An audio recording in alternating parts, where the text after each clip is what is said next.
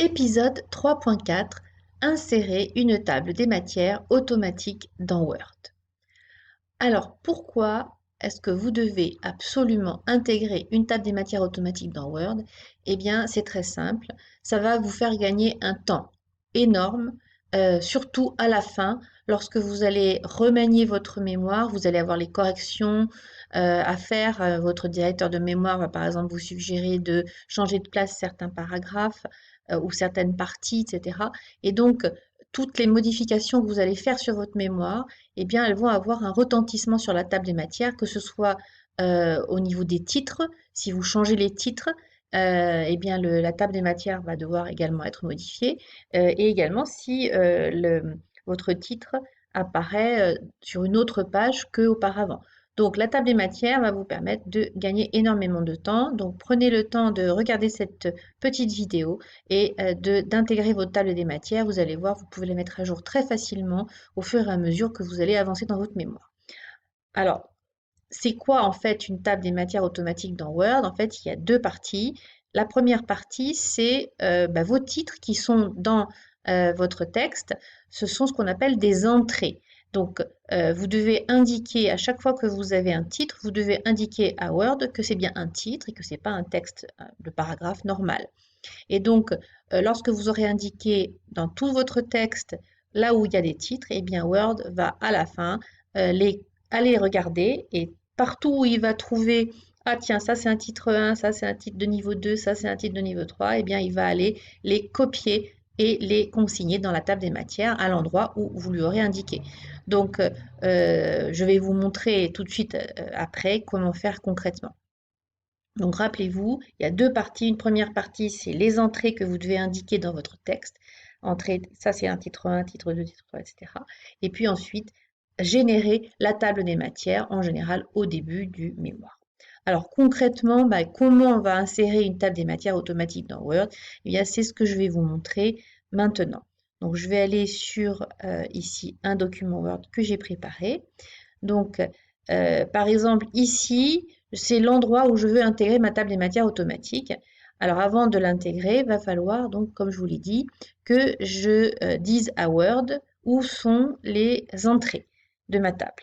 Alors, voici par exemple ici, j'ai écrit, pour illustrer cette petite vidéo, les titres qui sont donc dans mon texte, hein. Donc, par exemple, j'ai identifié mon grand 1, c'est les grands états de la grossesse, grand 2 sont les phtalates, et puis ici, j'ai mis des titres de niveau 2 ici, 1 l'embryogénèse, 2 l'organogénèse, et puis les phtalates, 1 définition, 2 source et tonnage.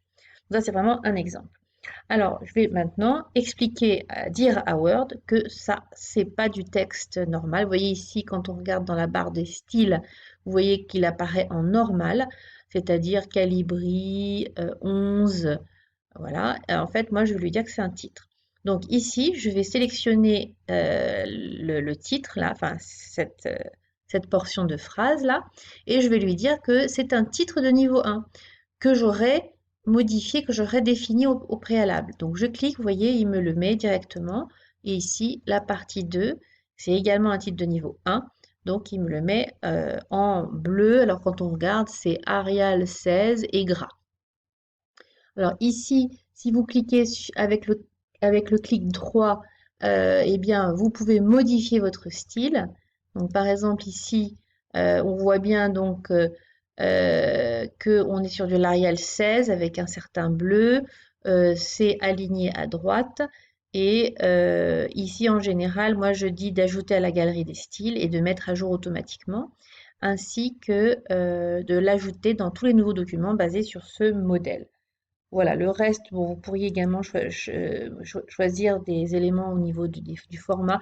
Là, je vais faire simple. OK, voilà. Donc, voilà mon titre de niveau 1. Maintenant, ici, j'ai deux titres de niveau 2. Eh bien, je vais dire à Word que ce sont bien des titres de niveau 2. Et ici également, ce sont des titres de niveau 2. Et donc là, je suis dans mon texte, hein. Donc là, maintenant, je vais commencer à écrire blablabla, blablabla, blablabla, blablabla, etc. Et ici, pareil, blablabla, blablabla. Vous remarquerez qu'on est bien sur un titre de on est, pardon, sur une police normale. Là aussi, vous pouvez définir par défaut la police qui vous correspond le mieux. Donc, par exemple, ici, c'est du Calibri 11. Voilà. Donc, imaginons que là, j'ai écrit beaucoup de choses et que mon titre de niveau 2 se retrouve à la page suivante. Alors, on va regarder un petit peu comment ça va se passer au niveau de la table des matières. Donc, là, maintenant, je vais générer. Donc, j'ai terminé la première partie du travail. Maintenant, la deuxième partie, bah, beaucoup plus facile, ça va être de générer la table des matières. Donc, je veux par exemple qu'elle démarre ici. Je mets le curseur là où je veux qu'elle démarre. Je vais dans Références. Ici, vous avez un petit menu pour la table des matières et je vais cliquer sur table des matières. Donc là, il va me générer un certain nombre de choses. Donc là, vous pouvez personnaliser ou non votre table. Donc si vous voulez personnaliser table des matières ici, voilà. Afficher les numéros de page, ben oui, ça c'est l'intérêt hein, d'afficher les numéros de page et notamment de les mettre à droite, complètement justifiés à droite, c'est ce qu'il y a de mieux. Vous pouvez décider de mettre un caractère de suite ou pas. Donc pour la lisibilité de la table, moi je vous conseille de mettre des caractères de suite pour que ce soit plus facile à repérer. Et ici, vous pouvez dire, voilà, je veux aller jusqu'à 3 niveaux, 4 niveaux, etc. Donc, par exemple, 4, sachant que moi, dans l'exemple, je n'ai mis que jusqu'au niveau 2. Voilà, OK. Et voilà, il me génère la table des matières de façon instantanée.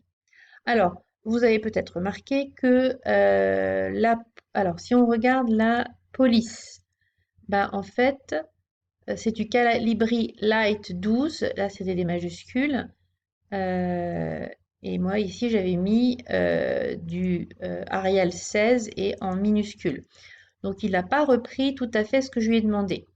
Parce qu'il y a un style pour les titres qui sont dans la table des matières qui est prédéfini. Donc, je peux également jouer sur ces styles. Alors, comment je fais ça?